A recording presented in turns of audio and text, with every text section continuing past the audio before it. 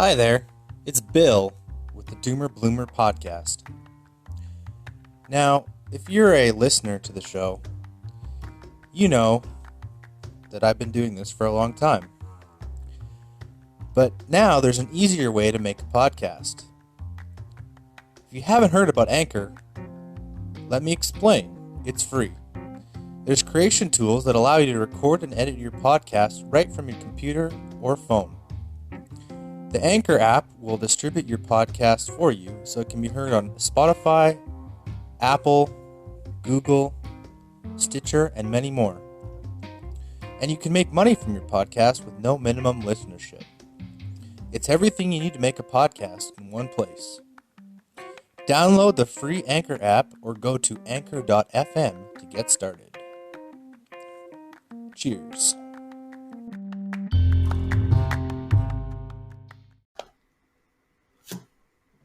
All right, we're on air. Hello, this is John Wynn. And Bill Tate.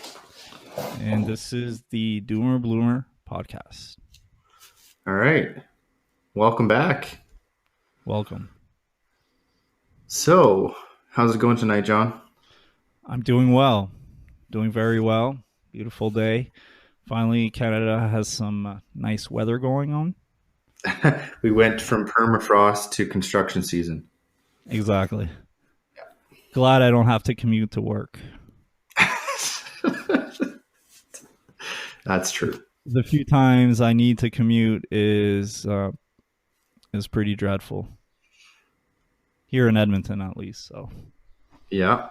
Well, I live in the far reaches of the north, so yeah. Every day's in God country up here. Today on the podcast, I guess, we are going to take a look at the Clown World Order. Yes. The Game of Thrones ending, aka Cuck's landing. Yeah, we'll skim. I mean, this is old news already. We've been on hiatus due to professional reasons. And we'll dive into a little bit of over political correctness that I've been seeing in society and work in general sometimes. Yep. And we're going to talk about something. Go ahead. Yeah. So what smartphone do you have what's your next upgrade that you have your eye on, and why? And I'll say my views on what. Same thing, but from my point of view, the state of cryptocurrency and what coins would we buy with $1,000 each, which we'll probably put in eventually again. Yeah. when let's buy the dip. That's buy the dip. Yeah, buy the dip and keep on buying the dip, and hopefully don't fucking wait till it dips 80% down. Just total. Yeah. Oh God. Let's not become Cuck's Landing cryptocurrency buyers. All right. On that note, Game of Thrones. What did you think, John? I liked it. I give it a 7. 6.5 to 7. My only gripe, I won't elaborate too much on this. I mean, there's so much content. Entire YouTube channel devoted to it. Yeah, exactly. I mean, I liked it. I like the events. Like, I think every event made sense in the context of the story. It just felt too rushed. I think that season deserved 12 episodes, 10 to 12 at least. Yeah, it was just rushed. That was my biggest gripe too. Exactly. But, when it comes to Bran being the king, I think that's a cool decision. It actually caught me by surprise. Daenerys getting murked. I mean, that was necessary, I think. Would describe what's murked. Murked. Oh, okay. Yeah, like by her boyfriend who's actually her nephew. Yeah. That's Jon Snow. The drama. Jon Snow, Daenerys drama. Drama alert. Jon Snow, the real cuck of Cuck's Landing. Yeah, you got cucked He hard, really man. did. Yeah, yeah. The Cuck's Landing cucks are the people crying and demanding, absolutely demanding they do a remake. I just looked at change.org. It's 1.6 million people have signed that petition. Yeah. Just over. Yeah, go Well, ahead. they're trying to push for the 3 million mark. Yeah. Well, if there are 3 million people, why don't they, I don't know, pull their money together Well, and their resources? I see them making some sort of a spin-off show. That's what I like. I don't know, a Tyrion Lannister spin-off show. Tyrion Lannister and his peasant broads. That's right. The marriage. Yeah. No, but they're actually planning. They're already planning to do even before the ending of Game of Thrones. They're planning on doing like a prequel series of kind of like what's it called? Oh, The Hobbit of the not of the Targaryen family. Yeah, something like that. Yeah, because I've read the book, the prequel historical anthology of the story of Ice and Fire or whatever. Yeah, yeah. So they're just gonna go back like 100 or 200 years or some shit like that. I'd watch that. That'd be all right. Yeah, for sure. Well, you know. Yeah, but yeah, I mean, what happened? Like the main points, what happened? I'm reiterating here are okay.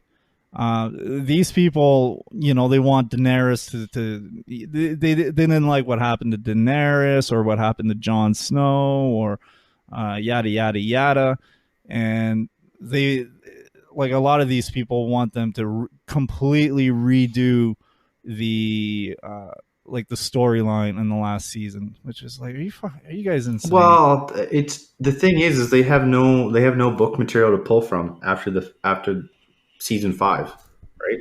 Yeah, they don't need book material. The story, the main points of the story is fine. I mean, they should have expanded on the Night King, and they should have given a better build up to Daenerys getting murked. I just love saying that. Yeah, you do. Yeah, learn something new. Yeah. Say what? I just learned something new on Merc. What Merc is. That's great. Oh yeah. Check out Urban Dictionary. Have you ever heard about that website? Never heard of it ever. UD? What's UD? Urban Dictionary. Yeah, UD. I UD everything. I UD Clown World this morning. Yeah, exactly. Actually, Bill, if you want to do us the honors, read the description of the actual link you sent me on Clown World. I think whoever wrote that did a really good job. Number 1 or number 2? I think it was number 2. Okay, number 2. So Clown World. We appear to be living in a clown world. Men are turning themselves into women. Women are turning themselves into men. Brainwashed kids, God bless them, don't know what to turn themselves into. Meanwhile, small-souled bugmen are protesting outside McDonald's for Szechuan sauce because of a cartoon, and deranged SJWs can't pull their eyes away from Donald Trump's Twitter account. Yeah. And there's like a little quote underneath that I like. Which one?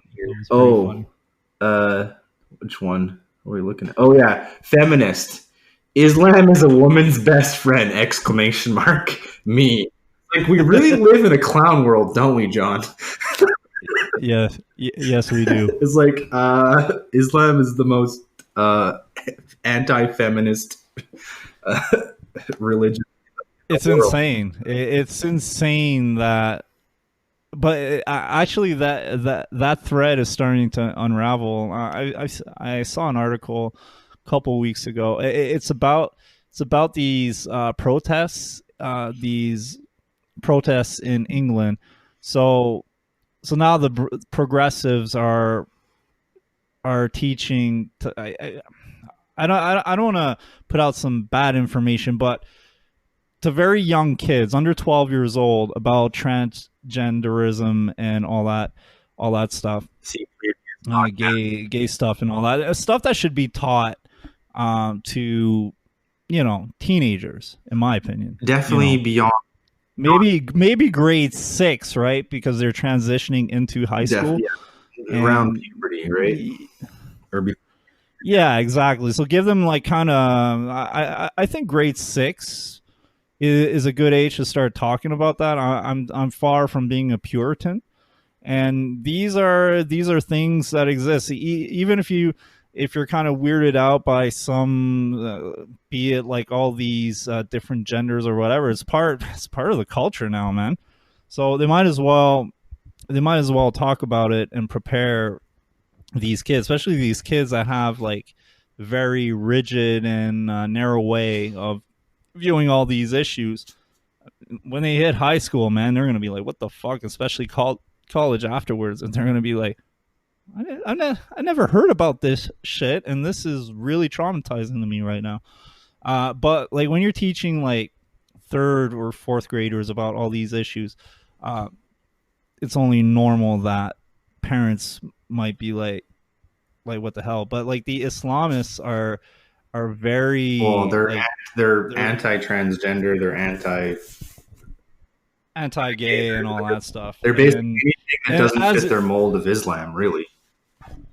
Yeah, and as per usual, a lot of these leftists are like, oh, it's just because these are the extremist Islamists. Most Islamists don't believe this, which is completely factually untrue.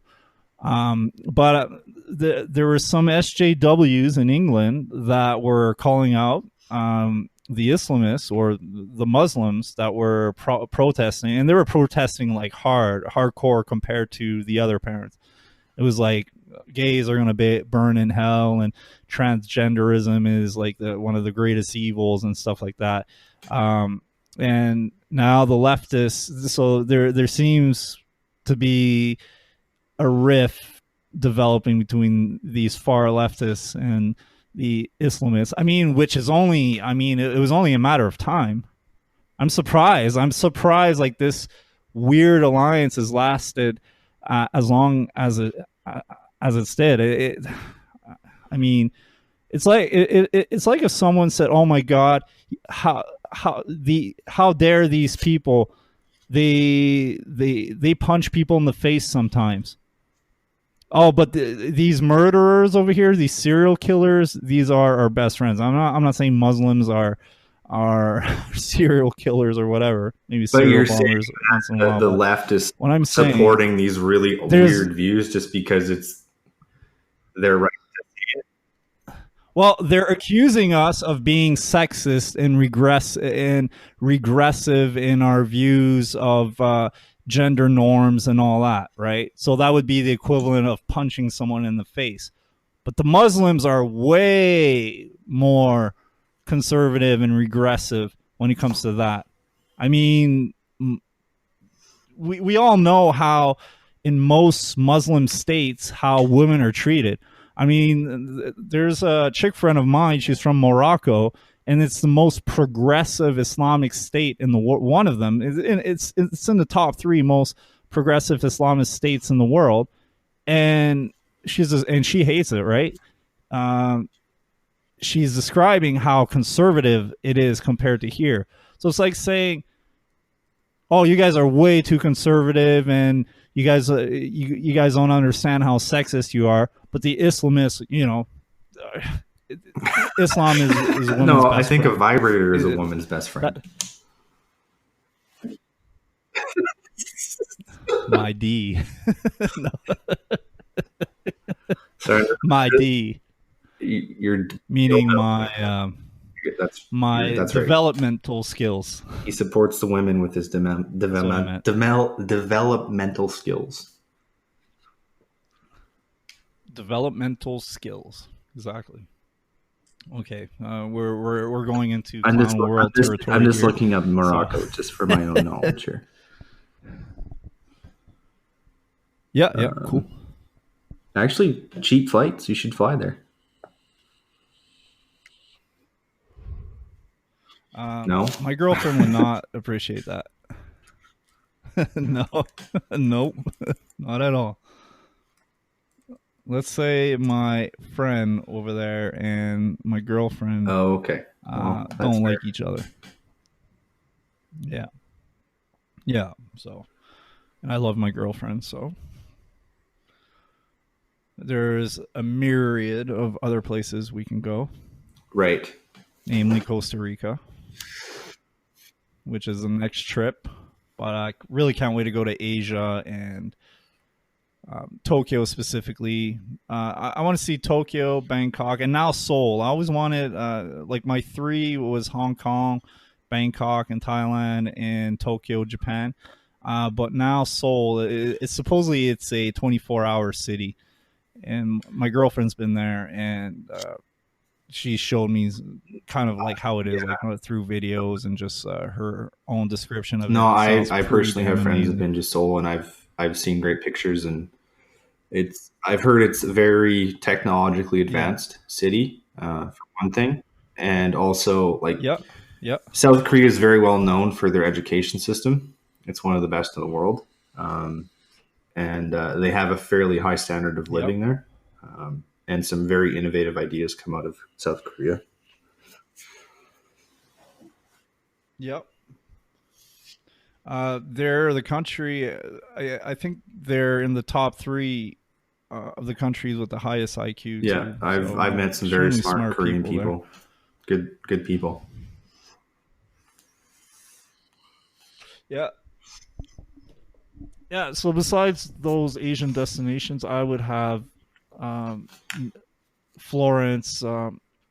Yeah, me, and my girl were thinking about Florence and just basically Italy. But Florence is like it's like the crown pearl we're going after in Italy. Bueno, no, that's Spanish, isn't it?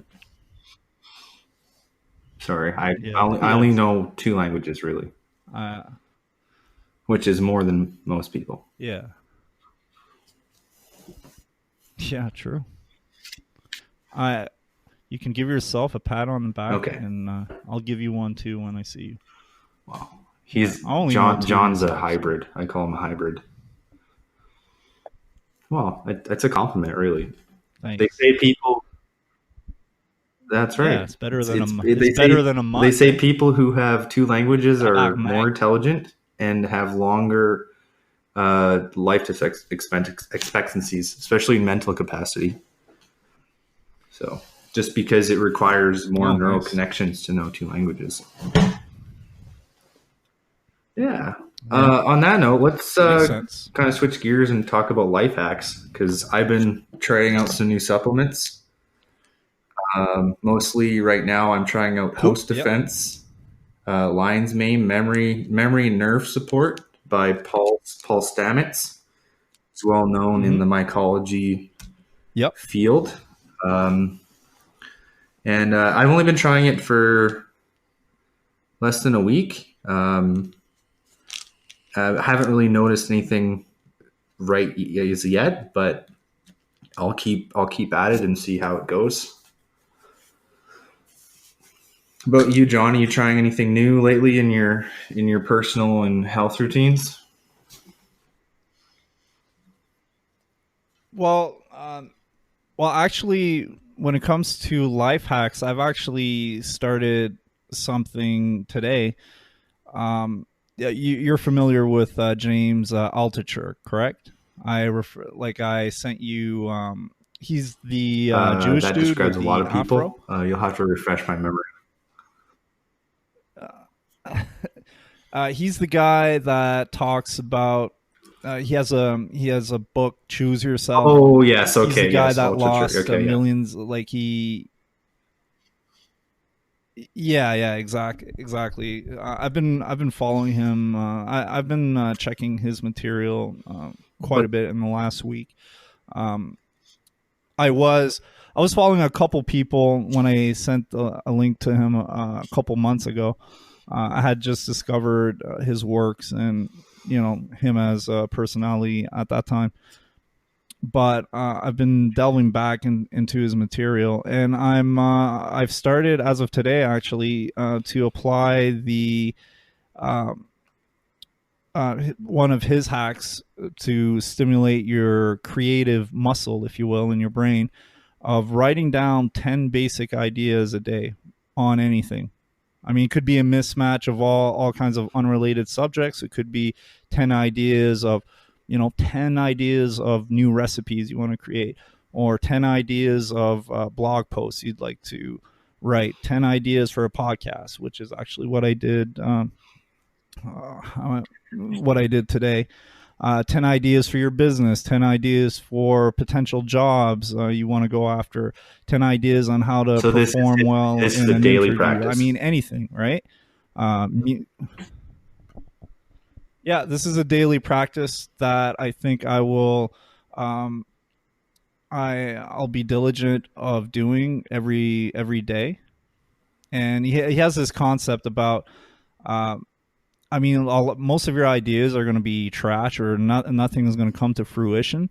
But what it's going to force you to, first of all, crystallize the ideas you have, and also just practice you thinking outside the box. But on top of that, a lot of times you can like apply one idea that seems unrelated and mix it with another one and create something completely new. And if you know how to execute on it, you can be like, you might not be an expert in one field and on neither of the two fields. So say you have an idea about, I don't know, chess and a video game, and then you want to create a new video game. You might not be like a video game expert or a chess expert, but you might be able to create like this new situation, this new game or whatnot, and become kind of like a pioneer in the field. He's applied this principle and it's made him millions of dollars. He doesn't say you guys should do that. He just talks about on what are some of the life hacks he's tried for himself, and that's worked. And I consider myself a fairly creative person, and I felt that my creative juices are hard to come by sometimes, just with the daily grind of life and work and all that stuff, and just a day-to-day thing. So I think practicing diligently an idea muscle, your idea muscle can be pretty beneficial in the long run. If you do it every day, the compound effect. Well, just looking at his website here, it says, "Will you be 1% right? better today?" ? Will you choose yourself? So, yeah, he's cool. I recommend you look. You I will check do that, some and more I of his will link it material and all in that. the video as well. Yeah, I mean, he's cool because the fact that he likes a lot of the, like he's been a professional in the financial markets, which I'm diving into this year. Chess, he's managed to be a grandmaster at chess. Like comedy, he's a huge fan of comedy, and he started to perform. One of my dreams is to perform on stage and tell jokes. So he has he resonates with me a lot. I don't know if he'll resonate with our audience or even you, Bill, but I definitely recommend anyone to check him out. Besides that, just to finish life hacks on my end, cold showers. I've been doing this for like a year and a half now. One of the best habits I've done in my life. Intermittent fasting, the 16/8 fasting method, and an occasional 2 to 5 day fast. Yeah. I also implement cold showers, and I do the 16 fast and 8 eating model as well. I did try OMAD for a little bit, the 1 meal a day. Yep. But I found that I was too low energy because it's almost 23 hours of fasting every day. And I require a little bit more calories just because of my body size and my muscle composition. So Yeah, and I'd have a fairly And also the type of work you do, right? physical job. So it requires, but I find if I get up at a reasonable time in the morning, like before 7, and then just have a black coffee or whatever, no sugar, because I'm a psychopath. Mm-hmm. I put stevia. I don't put sugar. I use stevia. You're so I'm a soy boy psychopath, I guess. Psychopath. He only has light. one there meat hook in his back room. I like that. And I do try to do keto, like 80-20% of the time, and I don't really. I have found that like for myself, I'm I don't know. I sound really soy saying this. I'm gluten intolerant, but like I find that like my whole digestion. Oh, Bill, that's right. Because I got to have my Starbucks Frappuccino, and I'm gluten free. But like if I do 80% of the time, I'm try to keep, like I don't eat bread really. I do mini tests every once in a while, but I tend to go to the whole fat milk, and my diet mostly consists of vegetables and protein, like meat.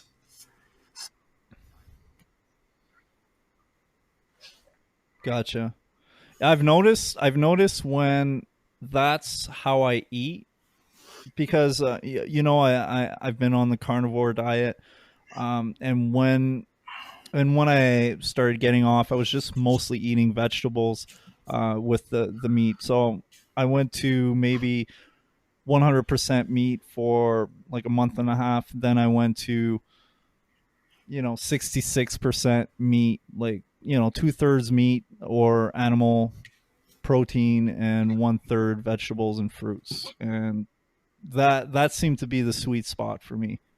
And I've been cheating a bit lately. I've been eating breads because I try to avoid carbs too, just because it makes me feel, it gets me into food comas a lot more than if I just eat animal proteins and vegetables and fruits. When I eat too much, if I have a sandwich, like just 2 ham sandwiches, which is not a big meal, I'll feel like my brain is in a huge fog for at least a couple hours, and even after it's still a bit fuzzy after like the main food coma comes on. So I try to avoid a little bit of carbs here and there is not too bad, but and I'll put on weight too. It's insane. It's insane how much weight you can put on. If I eat bread every day, even like small amounts, I can go from 226, 227 to over 235, 236. And not in the good way. So, well, I mean, I'm 6'3", so it's not that. The only bad. time I incorporate more carbs is if I'm more active. It's far from my ideal weight. Then I kind of scale that accordingly. But if I'm not as active, I tend to be more strict with my diet. Yeah. To compensate. Yeah.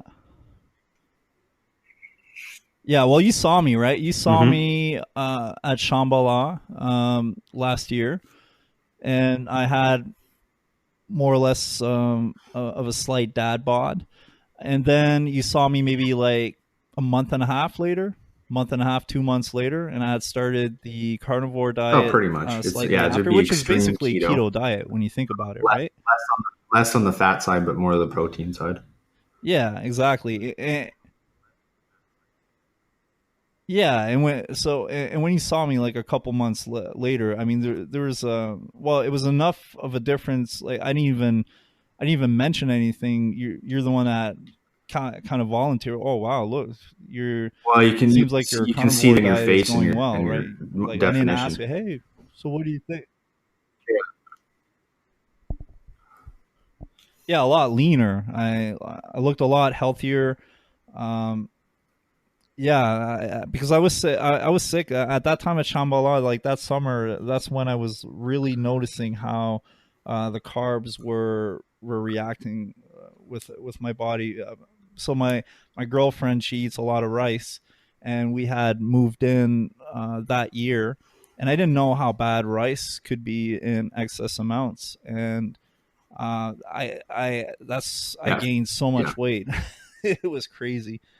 Um, but I only knew like later on, maybe like months later, how bad rice can be, and how like, because I'm like, well, they're slow carbs, so it's not like chips or bread or crap like that. It's not like white bread or processed bread and all that. But no, even and I was getting brown rice and all that. But no, in excess amounts, and I eat a lot. I'm 6'3", 200 some pounds. I mean, I got an appetite, especially after 16 hours without eating. And fuck, I look like Soprano a fat John. mafiosi sometimes. Yeah, exactly. Johnny Soprano, man. Fuck carbs. So yeah, fuck carbs. Yeah. I wish sometimes like the things that you don't like in your life, like say bad weather, for instance, I wish you could just like personify Give it a bad big weather bitch when there's slap. bad weather and just, punch them in the face.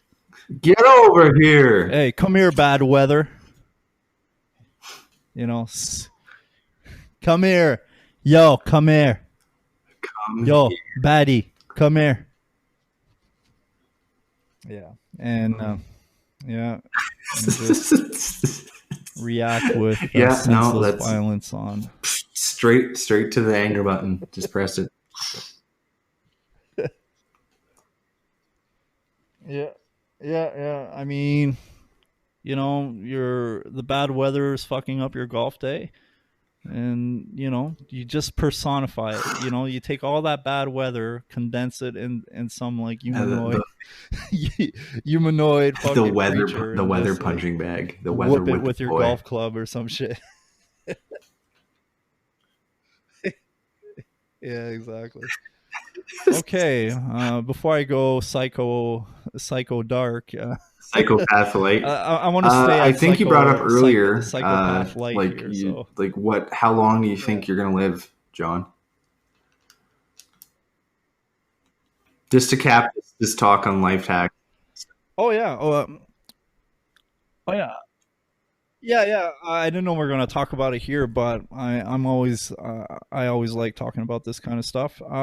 I believe realistically at this point, for people my age and well our age, I think, especially if you have the means, the financial means available to you, I think living between 120 and 150, like like very healthily, if that's a word, um, is going to be the norm.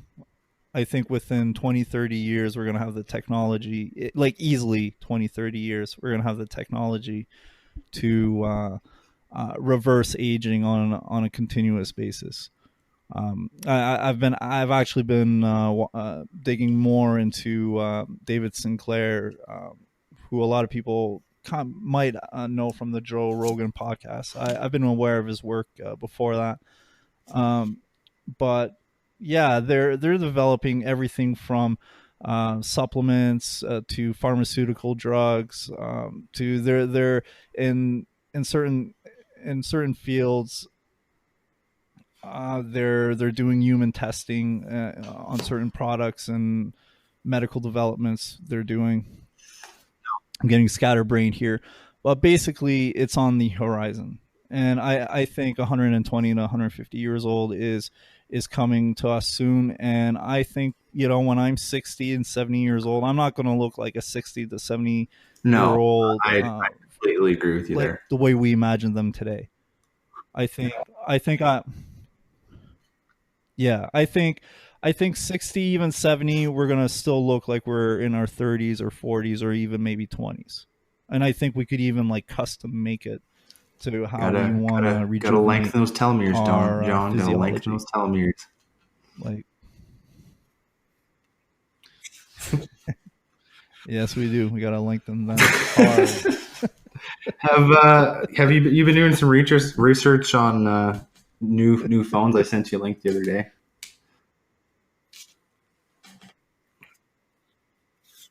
Yeah, Market yeah. research. Well, research. I don't.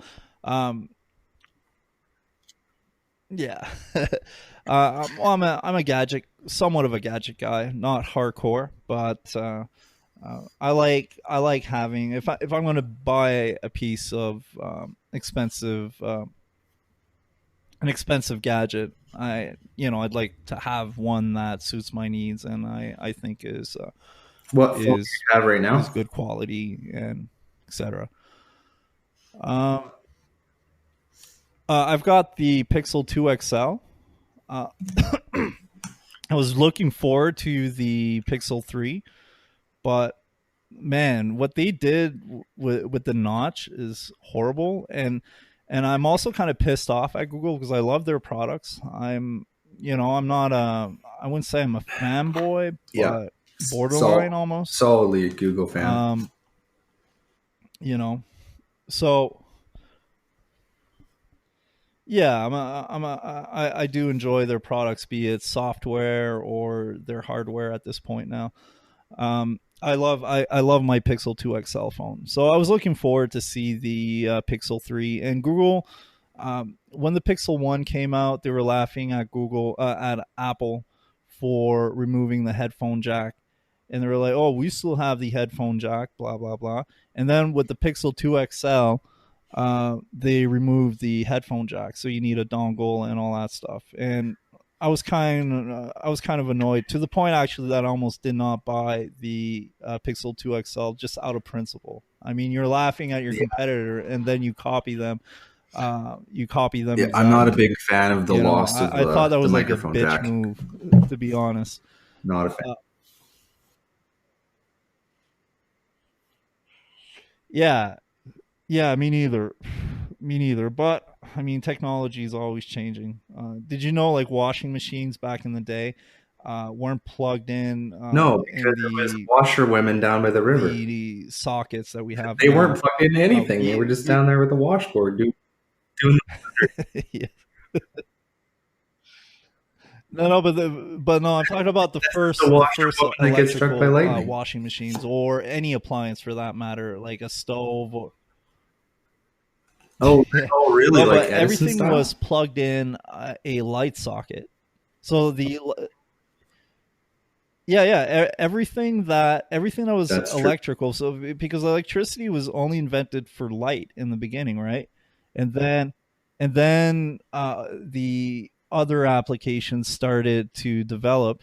But there was only there was only like one socket, one universal socket, and it was the light socket. So back in the days when electricity, the first maybe 10, 15, 20 years, everything that you had to plug in, you had to plug in into a light socket. So you'd have like these instead of having a multi-socket bar that, to plug in under your desk where your computer and all that is, you had like a multi-light socket apparatus on the ceiling with cables and shit to plug in these brand new appliances, never seen before appliances. So these, yeah, exactly. So, I mean, technology is always like advancing forward and all that, but I just think it was pretty dumb to laugh at Apple and then do the exact same thing not even a year later. It looks like even Samsung is going to pull it out. It seems like every phone now is going to go. I'm looking at the Zenfone. What are you going to do? AR. But,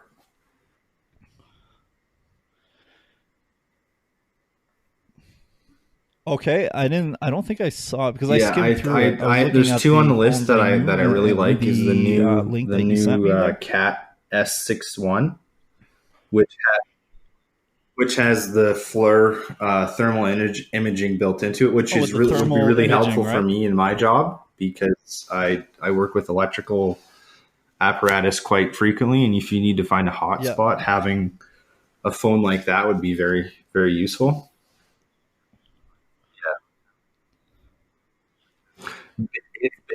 It looks pretty cool. It's basically Predator Vision on your phone from the movie Predator Vision. Yeah, that's right. Yeah, I'm exactly. Yeah, no. Oh, for a psycho like you, I drink my coffee black.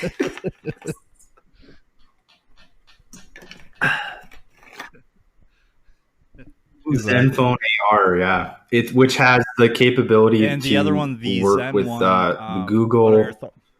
It's the Google VR headset. It integrates with the Google VR headset, so you can have augmented reality. It's the first It's called Tango. Oh, okay, cool. It's the first Tango enabled smartphone on the market. Yeah, enabled smartphone on the market. And when you say Tango, what is it? Oh yeah, Tango is Google's video game platform, right? That's correct. Yeah. If you can, like I'm familiar with it from a couple months ago, but if you want to tell our audience what that is all about, it sounds pretty interesting. It might kill consoles, which kind of hurts the nostalgic side of me, but. Well, Tango is a dance, first of all. Bill, ta gueule. It's basically Google's version of VR, so virtual reality is essentially what it is. So it's I'll link a description to it. Mm-hmm. But it's the first phone to run Google's Project Tango AR and Daydream AR. Okay. So isn't it also like basically developers you can have access? It's like basically video games on demand. I'm just reading here, and I will link the video as well. Okay. But you can bring virtual objects in real life. So what it does is there's a laser built into the phone that calculates the distance from objects. Yeah. You can recreate those objects in 3D inside the headset. So that would be really good for applications like engineering, right? Like you've watched the Marvel movies where Tony Stark is like manipulating things in 3D. Yeah. Be able to do that inside of the headset, right? So if you're an engineer, you're trying to build an engine or something, right? You could take the engine apart in 3D and manipulate the pieces inside of the headset. That definitely is interesting. Stuff like that. So yeah, that definitely. So you're aiming towards two phones that have very specialized applications. That is correct. One would be for work, and one would be for more personal. Yeah, gotcha. Those are the two on my bucket list, or my list. I would preferably like to own in the next year. For sure. I guess I'm too mainstream. I'm not a hipster when it comes to to smartphones. I'm waiting for the Pixel 4 XL to come out. I think just to further, so Google on the Pixel 3 had this ugly notch, copied iPhone, but did it actually worse. It's still a cool phone. I wouldn't complain if I had a Pixel 3 XL today. One of the best cameras. Pretty much, they're considered king when it comes to cameras. Right. And I'm not like this big photographer or anything, but when I do take a picture, I like to have you want to really have a decent camera. Yeah, exactly. I mean, if I'm going to pay a lot of money for a phone, it's nice to know that I don't need to buy a camera. They've compared pictures just on the Pixel 2 XL compared to a $20,000 camera. And obviously, the $20,000 camera is going to beat the phone camera, but it competes with it. That's the thing. It's not like an automatic KO. You actually have to really look to see the better quality camera. So The Pixel 4, it seems amazing. The main reason why I like the Pixel, it's the only Android phone that's analogous to iPhone, because the hardware, in a sense, is owned by Google, and Android is owned by Google. So Android, the hardware and the software are optimized to work together very well. So what's cool about a Pixel, just like iPhone, even though like a lot of times like their phones had lesser specs than some of the Androids, they perform better just because both ends were optimized so well together. And that's kind of the same principle with the Pixel phones. And I'm a Android fan. I had an iPhone way back in the day. Um, Android's a lot more flexible than iOS, in my opinion. So that's why I'm going for it. If I'm disappointed with the Pixel 4, then I'll probably go with a Samsung phone. So that's where I'm at with that. All right, agreed. Yeah. Do you want to wrap up here with the state of the cryptocurrency markets, John? Oh yeah, exciting stuff. So let me pull out my charts here. Let's just check. I think Bitcoin has gone up in the last. It's around 9,000 USD right now, give or take. Well, right now it's 9,000. Yeah, I went to 91 or 9,200 in the last 24 hours. But let's look in the last 3 months. Well, it was around like bottom 20, out. Yeah, 3 months ago. 21,000 or something US at 4,000, which is like something like 80% drop from what it was in January 2018.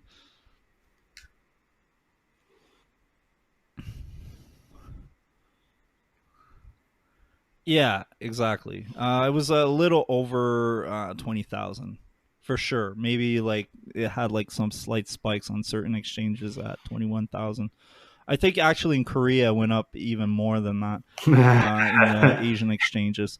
But yeah, so all the way till April, we were looking at Bitcoin at around $4,000, and that was actually a slight rally from the beginning of the year, which was around 3,500. 3,500. Actually, a lot of people were panicking. They were like, "Holy fuck! I think Bitcoin is dead," and all that. And a lot of people that got burned in that bear market, that big crash in January 2018. There a lot of them are holding down, have been holding for dear life, hoping that it'll bounce back up. That's true. And at 3,400 when like this is on January 30th, $3,495. So a year later, you lost 17,000 if you bought it at the height of it, right? That's insane. And 4 months later, it was up. 2 months later, it was up to 4,000. So a slight rally. Now it's up to 9,100 right now. So big ass increase in the last couple months. I mean, that's over 100%. So that being said, Bitcoin is the big boy, is the big boss when it comes to cryptocurrency, but there's a host of other cryptocurrencies out there trying to fight for their dominance, for their place in this new emerging market. I mean, this is still the Wild West. It's still an emerging market at this point. Like Bitcoin was invented in 2000. It came out in 2008 or 2009. Yeah. So it was invented in 2009. So I guess this is similar to, say, the internet. Like the base form internet was created, probably in, it was actually called intranet before, but like what we know as the internet today started in the early 90s, right? Yeah. So this would be the equivalent, maybe early 80s, late 80s actually, like the first Yeah, that's pretty websites that early you could internet. access with a modem and all that. That's Um, to the general public, late 80s.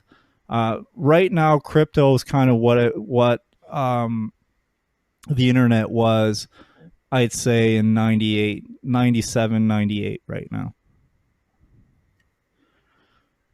Exactly. And so crypto, so there, I think like 90, I'm generous when I say that 95% of the crypto out there is going to be like these pet.com companies that exploded in the 90s. They're going to be absolutely worthless, and there's not going to be anything worthwhile with most of these cryptos. But I think there's going to be some solid players. You'll have your eBays, your Amazons, Well, your they're Googles, introducing and et cetera, institutional that are trading now, they're going to be and there for the long run, margin because I think blockchain and crypto as a whole is going to be part of our future, no matter it's what. I entered mean, mainstream if Bitcoin consciousness was going to now, so die, it's it would pretty have died, much I think, a long time going ago, to be there. even though 10 years is not that long. But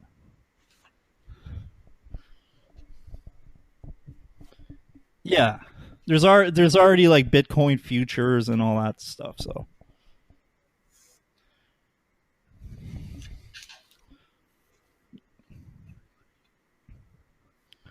exactly. So I guess so. I guess that's like a recap of Bitcoin as a whole for the neophytes, for the people that don't know much about crypto. I'm sure almost everyone, has heard about it by now, but um, I know it's only a That's small percentage at this point that are still interested in it. So, with that being said, besides Bitcoin, what are some of the cryptos uh, we are interested in? Say if we're going to spend $1,000 on that, which we've already spent some money on this back a couple years ago, that's and through the years. So, what are some of your favorite cryptos right now, Bill, and why? If you know, I'm personally a big fan of Litecoin, just because it's considered Bitcoin's silver to Bitcoin's gold. There's faster transactions with it. You can buy a whole Litecoin versus a fractional Bitcoin. Um, they have good support. It's backed by a former Google executive. Um, primarily, that's what I use when I go to yep, exchanges is Litecoin, um, just because it's easier to transaction buy, time is a lot faster. Also, and transaction times their verifications yeah, are much faster.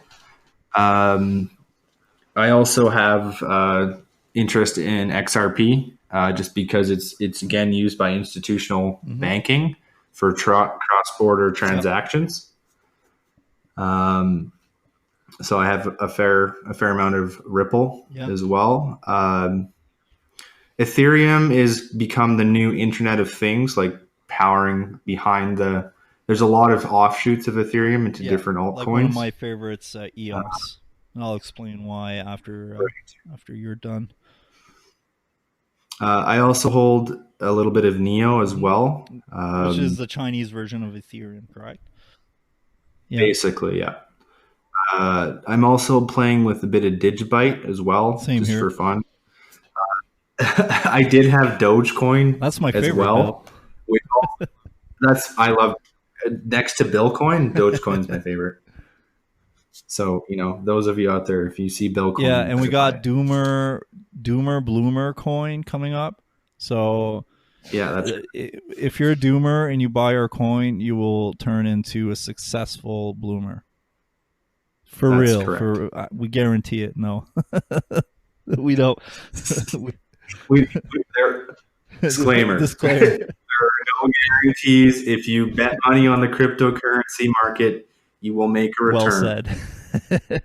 So this is just two guys that are interested in emerging technology talking about the stakes that we have. So this is full disclaimer. Don't do what we do Just use your own It's discretion. insane we got to say this in this day and age, but I know. So. yeah, we're just two dudes saying all kinds of dumb shit. So I also have Ethereum Classic. okay, cool. And Salt as well, which is also an offshoot of Ethereum.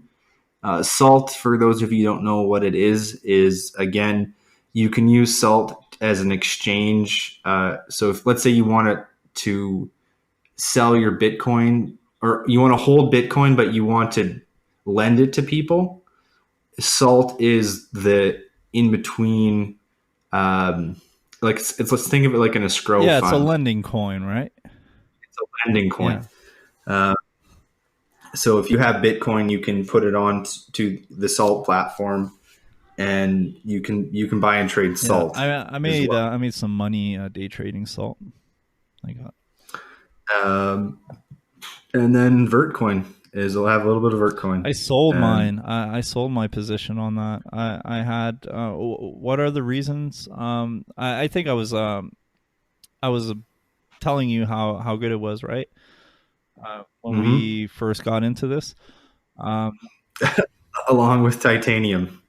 Oh yeah. Gold titanium. God damn. I definitely came from Cuck's Landing when I bought that. I got cucked hard.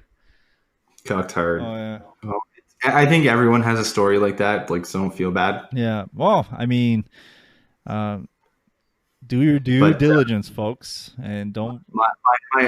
My personal favorite, and I still think it's hilarious, is called Spank Coin. Oh yeah, I know about that one. I don't think we've talked about it, but it's a porn coin, right?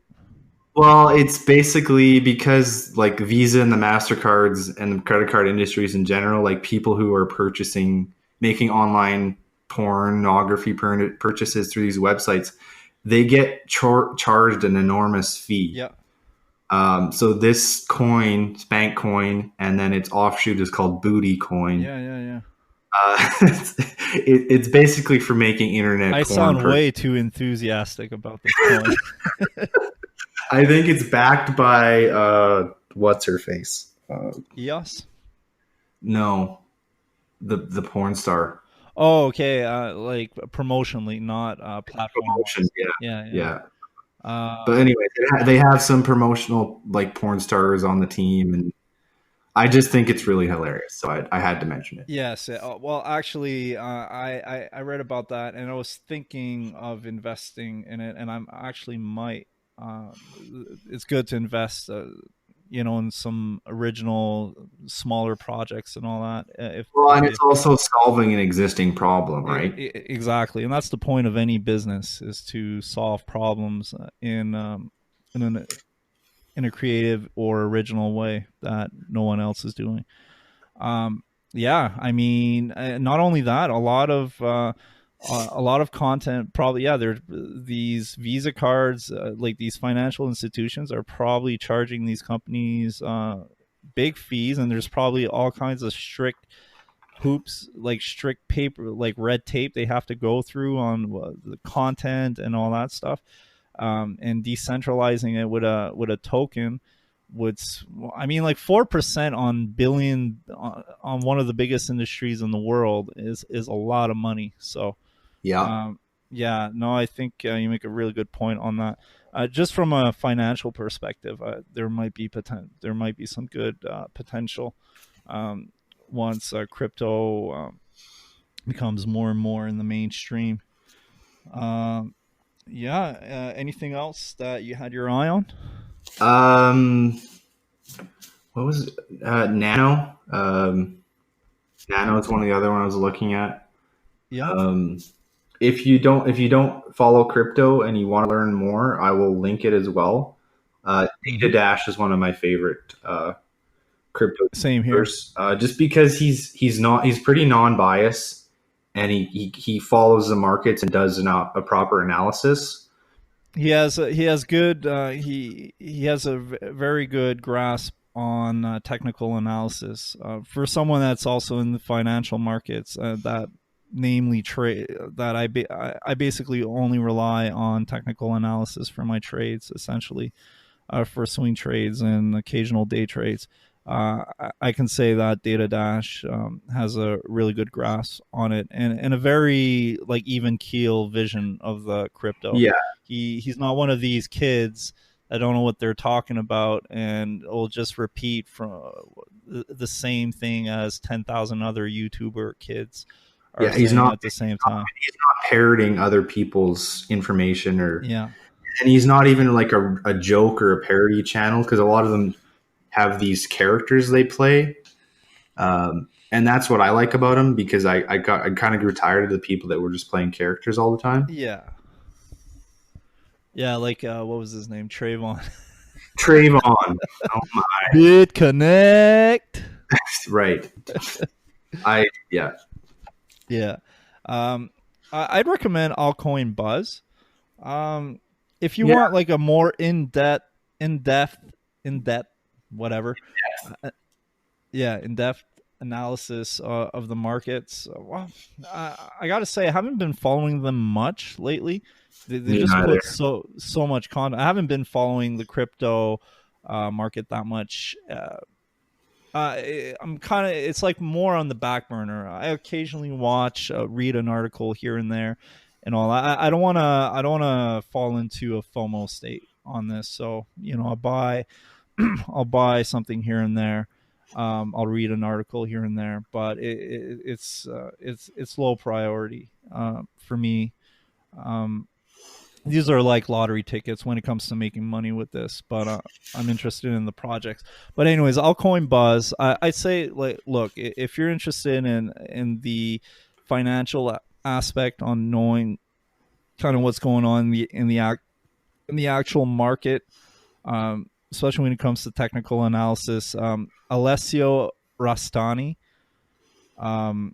He also deals in real estate and stocks and all that too. He's a professional trader in all these things, and Data Dash are your guys. And if you just want some general news and some valid information, Altcoin Buzz, I think, are your guys for that. They have daily content coming up. Is Modern Investor as well, and Yeah, they also have yeah. a YouTube channel. So Okay. and they have, again, they're very factual and like no bullshit. So that's what I like. Yeah, that's cool. And as for me, for the cryptos, I'm into. I've got a bit of Ethereum, XRP. I think was more a. I was kind of like, especially when I first got into crypto, I'm like, institutional. I'm more. Uh, I guess my teenage side was like, fuck these institutions. Even though I trade like institutional markets all the time, so at this point, I was kind of against. I wouldn't say I was against it, but it didn't.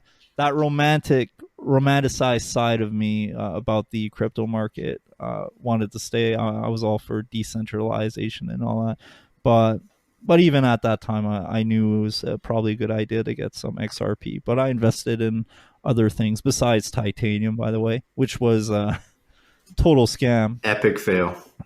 Epic fail. Yeah. There was a lot of news by a lot of the YouTubers on. So let this be a warning to you guys. A lot of like good intentioned YouTubers that try to do the best of their due diligence for pro. And the reason why I actually got sucked into it is that this guy was working with Electronium, which is a project I'm still interested in. And this guy was supposed to, got his foot in the door with Electronium, saying that he was going to be a market manager, and he got like kind of like a tweet from the owner of Richard Ells of Electronium, the creator, the founder of it. So that gave him almost like instant credibility overnight. And then he had all these crypto YouTubers interviewing this guy.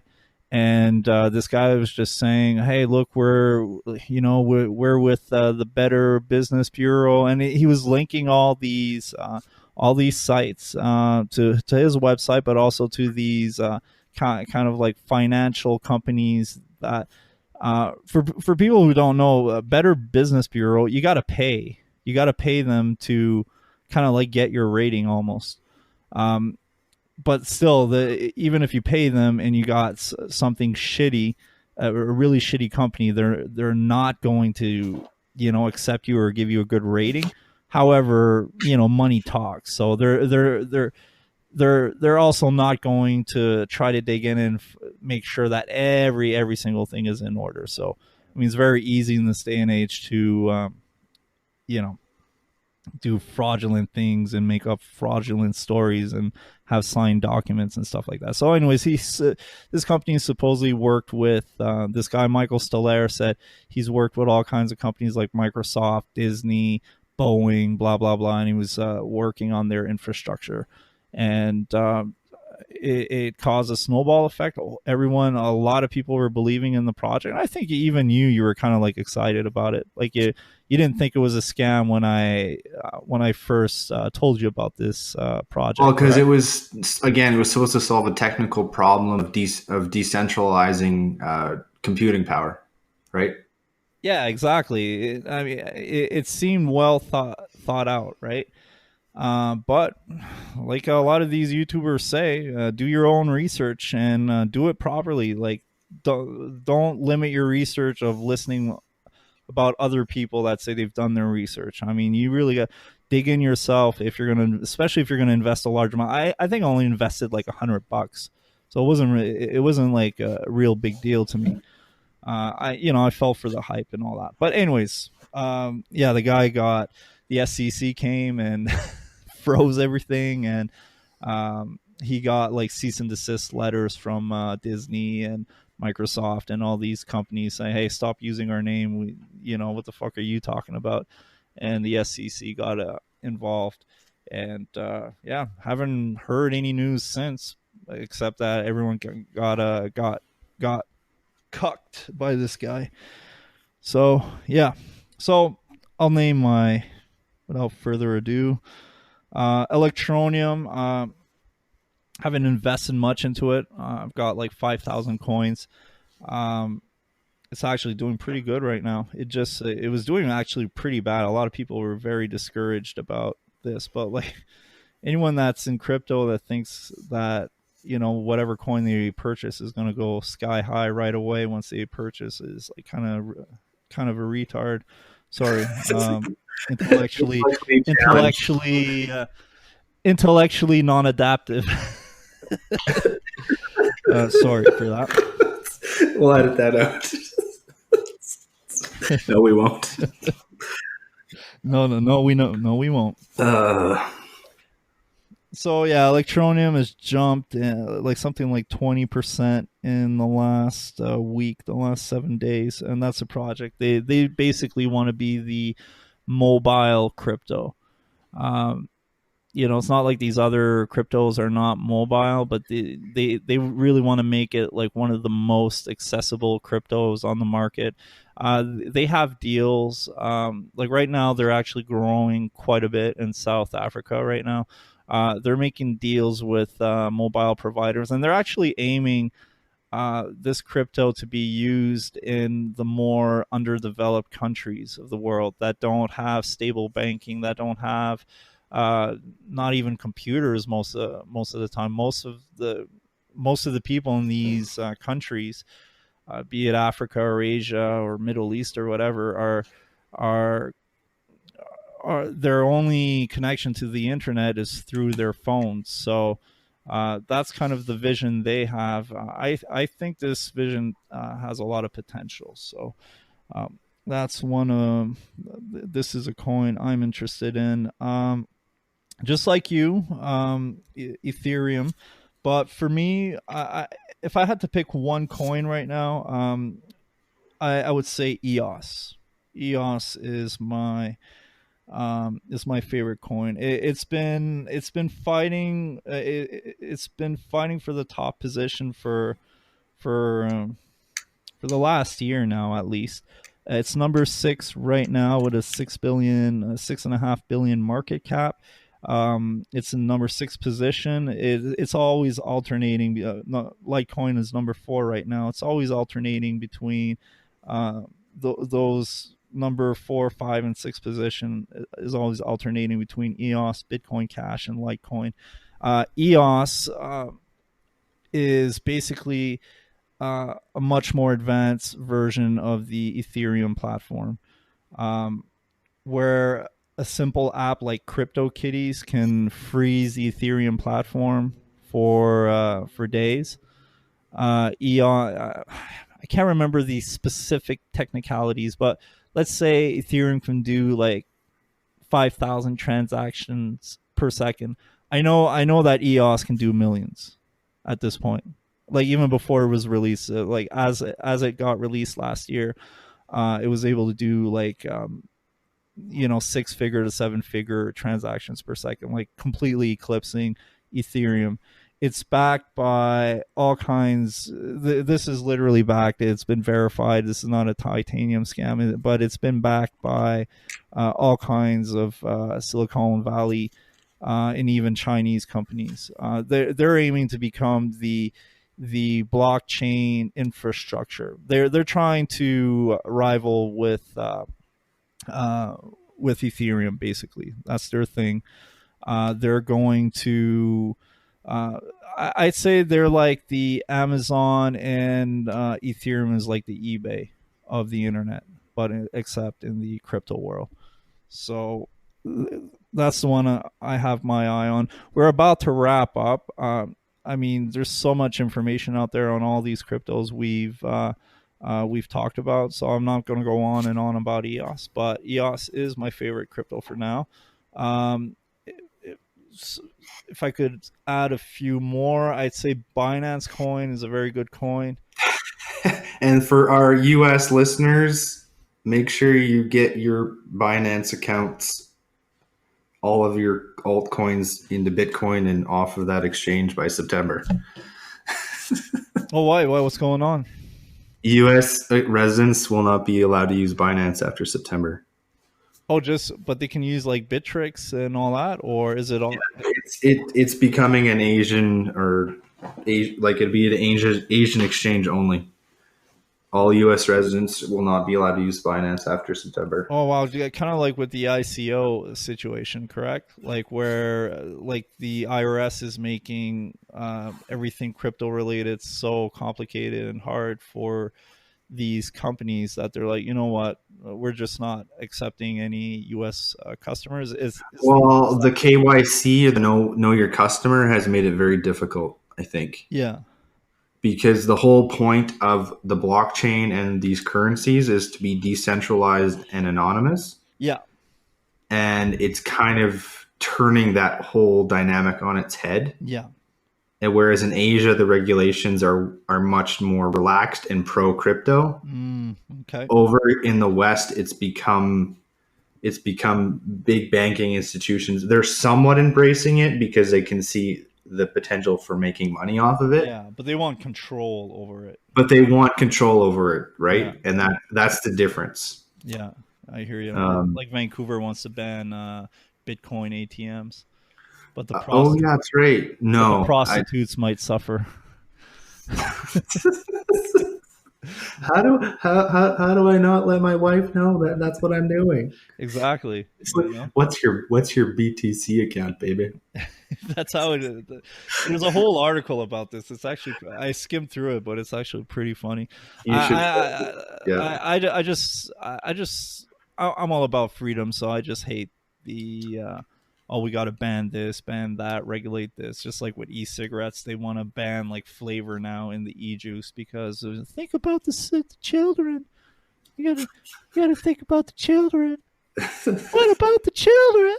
Save the children, man. I want my strawberry cotton candy e-juice. Because if they have strawberry cotton candy e-juice to become addicted, to die cancer in the future. I want my bubblegum watermelon flavor. Yes, that's how we think teenagers sound. No, it's not the teenagers, it's the moms. It's the fucking anti-tobacco Nazis that say that shit. Tobacco Nazis. Tobacco Nazis. Yeah, the smoke Nazis, man. You know. They're the ones that like I don't smoke tobacco anymore. It's been years.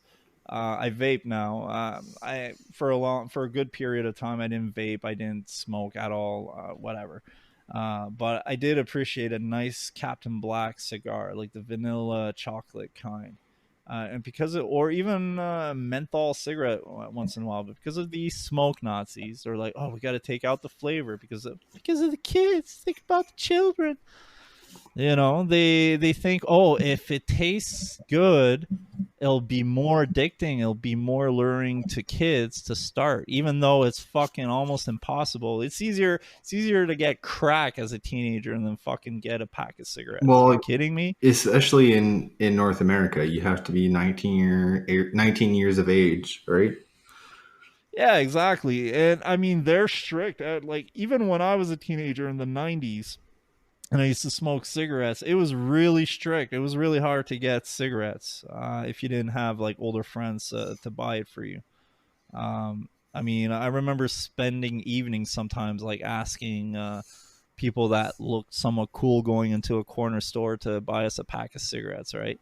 So, and this is in the 90s. I mean, you could still smoke in designated areas in the hospitals and in the malls or, uh, you know, and it was very hard for a teenager to buy cigarettes. Like imagine today, and they're worried about, oh, well, if it has menthol, and like all the cigarettes are behind like this fucking box, so they can't even see the flavors or the tobacco products, and they're like complaining about fucking the kids might be allure like the flavor might be alluring to them to the point that they have to go through all these hoops. Just, oh, I know tobacco is cancerous and bullshit, but since it has menthol, man, I can't control myself. So fucking retarded. Anyways. Mentally inept. Yeah. Yes. Yes. All right. On that note, John, do you want to wrap it up? Yeah. So I guess we could talk about crypto as there's further developments on that sphere. I'm sure there's many more to come. Yeah, we'll wrap it up. We'll be putting all kinds of different articles, books, products, links, all kinds of links. And if you're watching this or listening to this on YouTube, in the description, if you guys want to check out anything there, feel free. If you guys don't even bother. But yeah, a lot of the stuff we'll put there is, this is how we gather our information, our knowledge on certain subjects and all that. So feel free. And on that note, all you crazy motherfuckers out there, keep cool, and we'll see you next time. We're also on Apple Podcast, Google Play, and Spotify. Just Google the Doomer Bloomer podcast by John Wynn and Billete. And you guys, listeners out there, have a good night. Bye. Peace.